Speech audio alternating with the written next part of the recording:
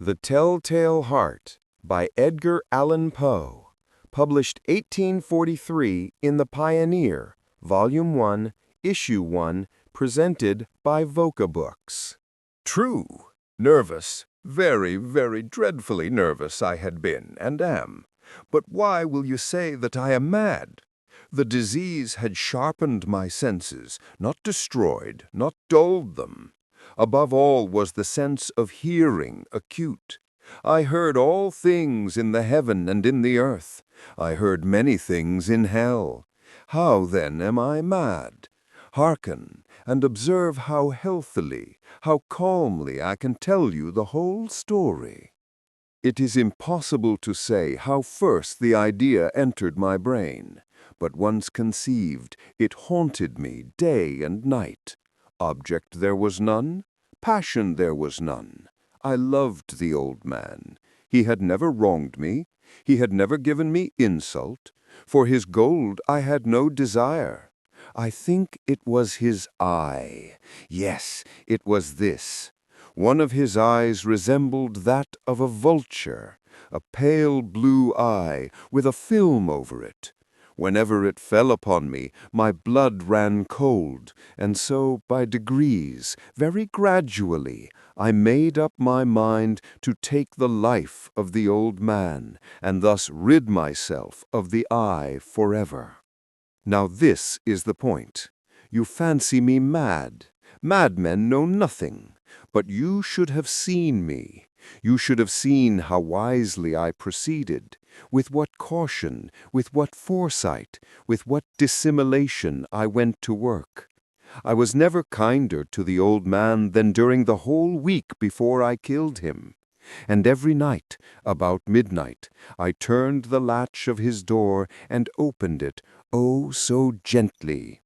And then, when I had made an opening sufficient for my head, I put in a dark lantern, all closed, so that no light shone out, and then I thrust in my head. Oh, you would have laughed to see how cunningly I thrust it in. I moved it slowly, very, very slowly, so that I might not disturb the old man's sleep. It took me an hour to place my whole head within the opening, so far that I could see him as he lay upon his bed. Ha! Would a madman have been so wise as this? And then, when my head was well in the room, I undid the lantern cautiously, oh, so cautiously, for the hinges creaked. I undid it just so much that a single thin ray fell upon the vulture eye. And this I did for 7 long nights, every night, just at midnight. But I found the eye always closed, and so it was impossible to do the work. For it was not the old man who vexed me, but his evil eye. And every morning, when the day broke, I went boldly into the chamber and spoke courageously to him, calling him by name in a hearty tone, and inquiring how he had passed the night. So you see, he would have been a very profound old man indeed, to suspect that every night, just at 12, I looked in upon him while he slept. Upon the 8th night I was more than usually cautious in opening the door. A watch's minute hand moves more quickly than did mine. Never before that night had I felt the extent of my own powers, of my sagacity. I could scarcely contain my feelings of triumph, to think that there I was, opening the door little by little, and he not even to dream of my secret deeds or thoughts. I fairly chuckled at the idea. And perhaps he heard me, for he moved on the bed suddenly, as if startled. Now you may think that I drew back, but no. His room was as black as pitch with the thick darkness, for the shutters were close fastened through fear of robbers. And so I knew that he could not see the opening of the door, and I kept pushing it on steadily, steadily. I had my head in, and was about to open the lantern when my thumb slipped upon the tin fastening, and the old man sprang up in the bed, crying out, "Who's there?" I kept quite still and said nothing. For a whole hour I did not move a muscle, and in the meantime I did not hear him lie down. He was still sitting up in the bed listening, just as I have done, night after night, hearkening to the death watches in the wall. Presently I heard a slight groan, and I knew it was the groan of mortal terror. It was not a groan of pain or of grief. Oh no, it was the low, stifled sound that arises from the bottom of the soul when overcharged with awe. I knew the sound well.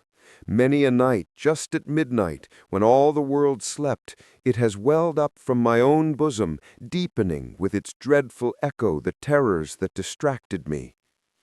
I say I knew it well.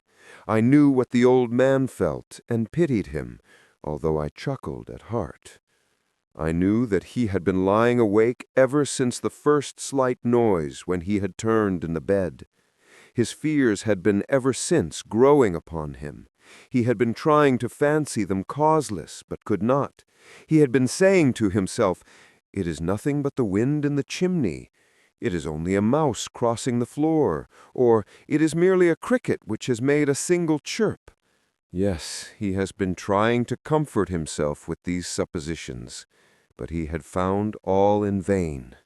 All in vain, because death, in approaching him, had stalked with his black shadow before him and enveloped the victim. And it was the mournful influence of the unperceived shadow that caused him to feel, although he neither saw nor heard, to feel the presence of my head within the room. When I had waited a long time, very patiently, without hearing him lie down, I resolved to open a very, very little crevice in the lantern. So I opened it. You cannot imagine how stealthily,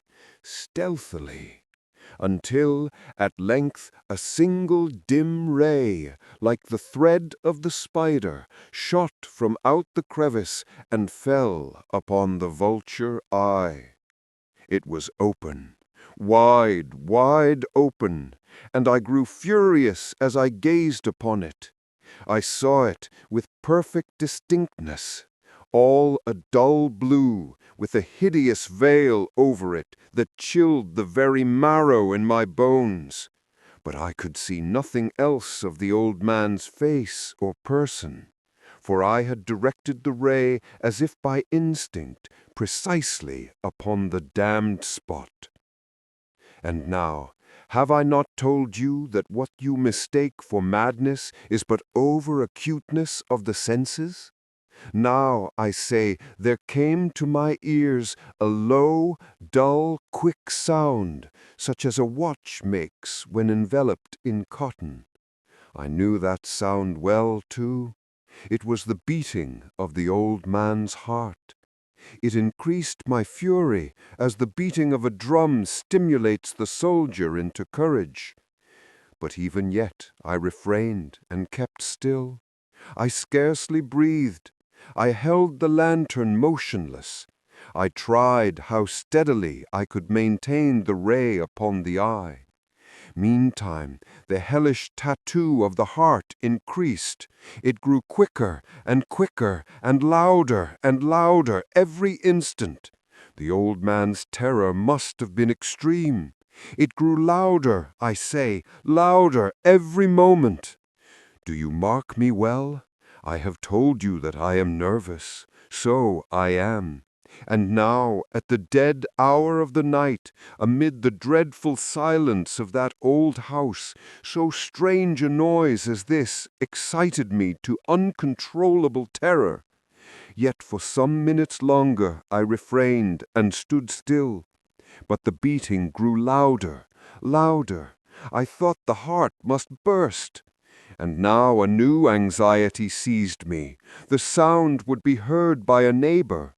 The old man's hour had come. With a loud yell, I threw open the lantern and leapt into the room. He shrieked once only. In an instant, I dragged him to the floor and pulled the heavy bed over him. I then smiled gaily to find the deed so far done. but for many minutes the heart beat on with a muffled sound. This, however, did not vex me. It would not be heard through the wall. At length it ceased. The old man was dead. I removed the bed and examined the corpse. Yes, he was stone dead. I placed my hand upon the heart and held it there many minutes. There was no pulsation. He was stone dead. His eye would trouble me no more. If still you think me mad, you will think so no longer when I describe the wise precautions I took for the concealment of the body. The night waned, and I worked hastily, but in silence. First of all, I dismembered the corpse. I cut off the head and the arms and the legs. I then took up 3 planks from the flooring of the chamber and deposited all between the scantlings. I then replaced the board so cleverly, so cunningly, that no human eye, not even his, could have detected anything wrong. There was nothing to wash out, no stain of any kind, no blood spot whatever. I had been too wary for that.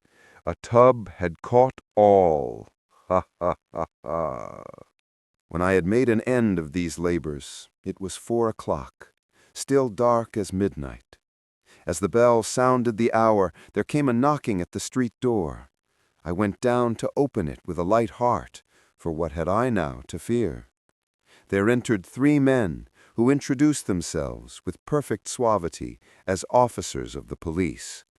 A shriek had been heard by a neighbor during the night. Suspicion of foul play had been aroused. Information had been lodged at the police office, and they, the officers, had been deputed to search the premises. I smiled, for what had I to fear? I bade the gentleman welcome.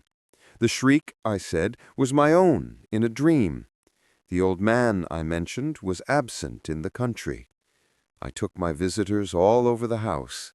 I bade them search well. I led them at length to his chamber.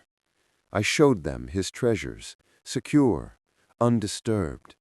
In the enthusiasm of my confidence, I brought chairs into the room and desired them here to rest from their fatigues, while I myself, in the wild audacity of my perfect triumph, placed my own seat upon the very spot beneath which reposed the corpse of the victim. The officers were satisfied. My manner had convinced them. I was singularly at ease. They sat, and while I answered cheerily, they chatted of familiar things. But ere long, I felt myself getting pale and wished them gone. My head ached, and I fancied a ringing in my ears. But still they sat and still chatted. The ringing became more distinct. It continued and became more distinct. I talked more freely to get rid of the feeling, but it continued and gained definitiveness, until, at length, I found that the noise was not within my ears. No doubt I now grew very pale, but I talked more fluently and with a heightened voice. Yet the sound increased, and what could I do? It was a low, dull, quick sound, much such a sound as a watch makes when enveloped in cotton. I gasped for breath, and yet the officers heard it not.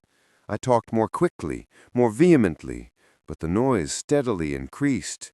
I arose and argued about trifles, in a high key and with violent gesticulations, but the noise steadily increased. Why would they not be gone? I paced the floor to and fro with heavy strides, as if excited to fury by the observations of the men, but the noise steadily increased. Oh, God, what could I do?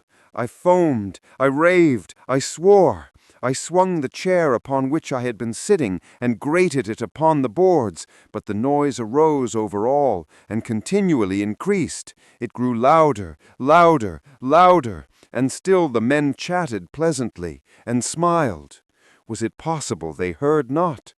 Almighty God, no, no! They heard, they suspected, they knew. They were making a mockery of my horror. This I thought, and this I think. But anything was better than this agony. Anything was more tolerable than this derision. I could bear those hypocritical smiles no longer. I felt that I must scream or die. And now, again, hark! Louder! Louder! Louder! Louder! "Villains!" I shrieked. "Dissemble no more! I admit the deed! Tear up the planks! Here! Here! It is the beating of his hideous heart!"